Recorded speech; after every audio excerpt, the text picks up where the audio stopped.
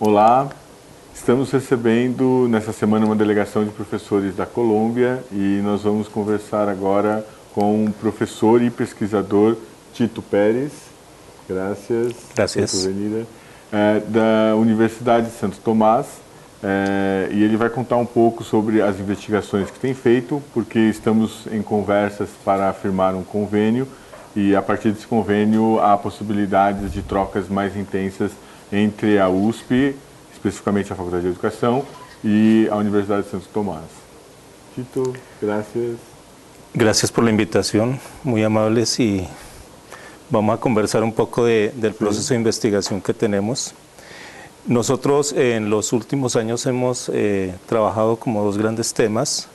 Uno está asociado a las prácticas que se viven en la escuela en materia de derechos humanos, que le hemos denominado prácticas contrarias a derechos humanos, es decir, la pesquisa que hicimos en estos 2 años de investigación estuvieron asociadas a mirar cuáles eran los derechos que de alguna manera eran con mayor frecuencia violentados en las instituciones educativas de educación media en Bogotá y en diferentes partes del país.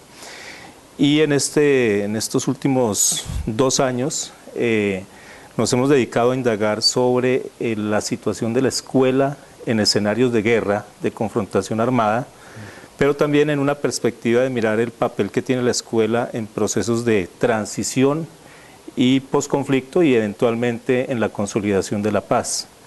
En este momento tenemos, digamos, desarrollado el primer eje de trabajo que está ligado especialmente a mirar qué ha pasado con la escuela en los escenarios donde se ha desarrollado la guerra en Colombia, el conflicto armado en Colombia. Y miramos como 4 grandes escenarios. El primero de ellos fue la misma institución. ¿Qué pasaba con las instituciones que estaban allí en medio de esta situación de violencia? ¿Qué pasa con los estudiantes que también forman parte, pues, digamos, de las zonas de conflicto? ¿Qué pasa con los docentes y con las prácticas docentes? En el primer escenario, pues lo que encontramos es que en muchas partes del país, lamentablemente, la escuela se constituyó en un escenario también de la guerra, ya sea porque era el sitio donde llegaban las fuerzas militares a descansar o a reagrupar, digamos, su estrategia militar, en otros casos porque llegaban personas de las guerrillas también a hacer un proselitismo de carácter ideológico y político, y en algunos casos también porque han sido escuelas que han estado en medio incluso de la misma guerra, es decir, se narran o hay algunos relatos de niños, maestros y demás en medio digamos, de confrontación armada directa. Pese a que el Estado colombiano hace una normatividad en la cual de alguna manera prohíbe que cualquier grupo armado use la escuela, digamos, en este escenario, lo que uno encuentra es que lamentablemente por la dinámica de la guerra se siguió o se sigue utilizando la escuela en algunas ocasiones como escudo, en otros momentos como escenario, digamos, para hacer actividades por parte de los grupos armados. En un segundo elemento miramos el tema de los estudiantes, digamos que es una preocupación que tenemos, qué pasa con los chicos que están allí. ¿Qué encontramos? Un proceso de naturalización muy fuerte de la guerra, es decir, ellos vuelven la guerra parte de su discurso, parte de su cotidianidad, y como que no toman la distancia que de alguna manera uno esperaría se diera por la misma lógica de la confrontación.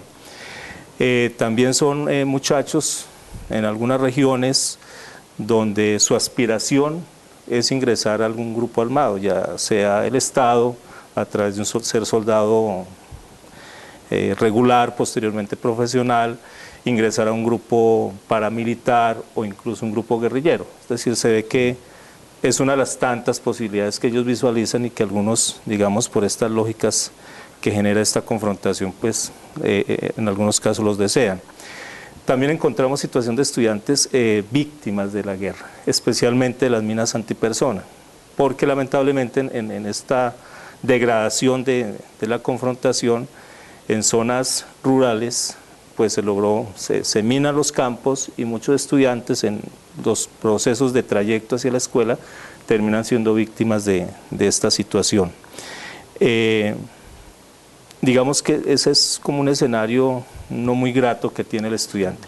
También hemos encontrado experiencias, sobre todo al sur del país, Putumayo incluso, que es muy cercano ya a la zona norte de Brasil, donde hay procesos, digamos, de resiliencia, si los podemos llamar así, donde los muchachos, a partir de apuestas educativas, a partir de apuestas de algunos maestros, de algunos directivos, ven otros horizontes en el proceso, digamos, de su vida cotidiana, pese a que la confrontación o el narcotráfico, digamos, forman parte de su paisaje natural.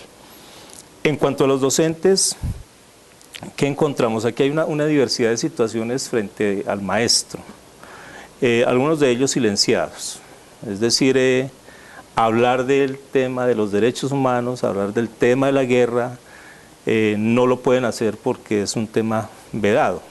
Quienes se atreven a hacerlo posiblemente son víctimas de algunos de los actores que están en la región. Entonces digamos que no logran visualizar y colocar en el debate de la discusión de la escuela la situación misma de la guerra y digamos que fortalecer la formación en derechos humanos por los miedos que se tienen. Experiencias también tenemos de maestros y especialmente directivos que han logrado decirle a los actores armados: la escuela es un escenario que hay que respetar, que no está en su lógica de guerra, y de alguna manera han logrado conciliar y hacer unos escenarios de trabajos muy interesantes con los estudiantes y digamos mantener al margen de todo este tema de la confrontación la misma institución educativa. Otros son objeto, como lo decía anteriormente, de persecución. Las prácticas docentes son prácticas que de alguna manera en este tipo de temas, en lo social, en lo político, pues no se tocan por obvias razones, entonces digamos que se centran mucho más en otro tipo de formación y no en la necesidad de formar en valores, en derechos humanos, que de alguna manera es una petición que uno esperaría se hiciera desde la misma escuela. Y cierro diciendo que también encontramos una fuerte debilidad en torno a la comprensión misma del conflicto armado. Esto ya se hace a partir de trabajos con estudiantes que no necesariamente están en la lógica de la guerra. Estamos hablando de estudiantes, por ejemplo, de universidad de primeros semestres, de ciudades, donde cuando uno les pregunta qué conocen de la guerra, qué conocen del conflicto armado, pues la comprensión de la misma guerra es mínima. Tal vez narran la guerra que ven en los programas de televisión, pareciera ser que la violencia armada que ellos ven, la ven desde el punto de vista virtual, pero no hay una comprensión juiciosa de eso. Esto es un problema porque en el proceso de negociación que llevamos, uno esperaría que el tema de la memoria sí sea contundente, es decir, hay que trabajar fuertemente la memoria, digamos, para cumplir con ese otro postulado de la no repetición de la guerra. Entonces, digamos, ahí hay unos retos muy importantes para la escuela y es conocer realmente qué pasó, repensarse sobre el tema de la guerra y obviamente hacer un proceso de formación muy fuerte en el tema de la no repetición y posteriormente esperemos el tema de la reconciliación. Entonces digamos que ese es como un escenario en el cual estamos moviéndonos en este momento en la línea de derechos humanos, específicamente en un grupo de colegas docentes que trabajamos este tipo de temas. Gracias. É importante termos conhecimento das pesquisas que se desenvolvem na América Latina e dos problemas que são enfrentados. De certo modo, essa questão da memória também é um tema que nos toca, não tanto em relação à guerra, mas em relação ao período ditatorial que nós vivemos e que também precisamos sempre resgatar. Então, muito obrigado. Sim, claro.